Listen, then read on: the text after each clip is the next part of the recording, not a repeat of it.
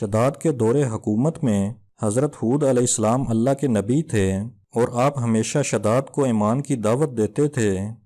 ایک دن شداد نے پوچھا، اگر میں آپ کی باتوں پر ایمان لے آؤں تو اللہ مجھے کیا انعام دے گا؟ حضرت ہود علیہ السلام نے فرمایا، اللہ تعالیٰ تجھے جنت دے گا جس میں تو ہمیشہ چین سے رہے گا۔ شداد نے حضرت ہود علیہ السلام سے جنت کے اوصاف پوچھے تو انہوں نے جنت کی خصوصیات تفصیل سے بیان فرمائیں۔ یہ سن کر شداد بولا، مجھے اللہ کی جنت کی کوئی ضرورت نہیں، ایسی جنت میں خود ہی بناؤں گا۔ اس دن سے شداد کی مسلسل یہ کوشش رہی کہ وہ ایک ایسا شہر تعمیر کرائے جو ہر لحاظ سے جنت جیسا ہو۔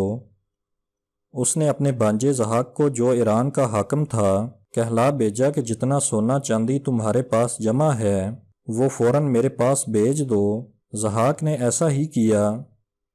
شداد نے پورے ملک میں اپنے کرندے روانہ کیے جو بہت بڑی مقدار میں سونا چاندی جمع کر کے لائے۔ شداد نے جنت بنانے کے لیے ملک شام میں ایک صحت افزا مقام کا انتخاب کیا اور ماہر معماروں کے ذریعے وہاں ایک مضبوط اور مستحکم فصیل تعمیر کرائی، جس کے اندر سونے اور چاندی کا محل تعمیر کرایا اور اس کی دیواروں کو قیمتی جواہر سے سجایا۔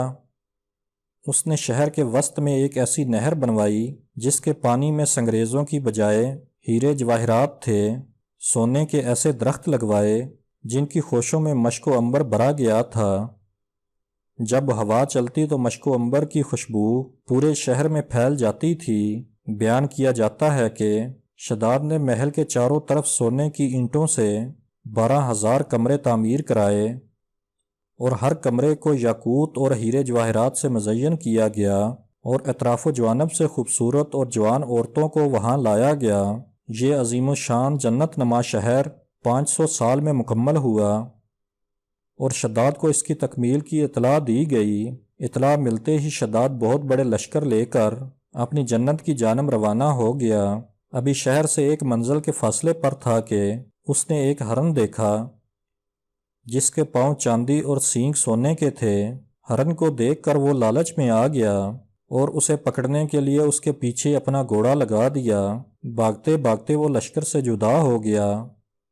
اس نے شداد کو پکار کر کہا، شداد، تو نے عالیشان محل تعمیر کر کے یہ سمجھ لیا کہ اب تو موت کے پنجے سے بھی آزاد ہو چکا ہے۔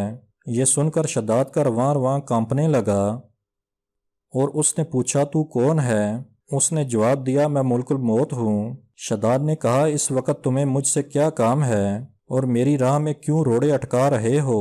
ملک الموت نے کہا، میں صحرا میں تیری روح قبض کرنے آیا ہوں۔ شداد نے کہا، مجھے کم از کم اتنی مہلت دے دو کہ میں اپنی بنائی ہوئی جنت کو اپنی آنکھوں سے دیکھ لوں۔ ملک الموت نے اجازت نہ دی۔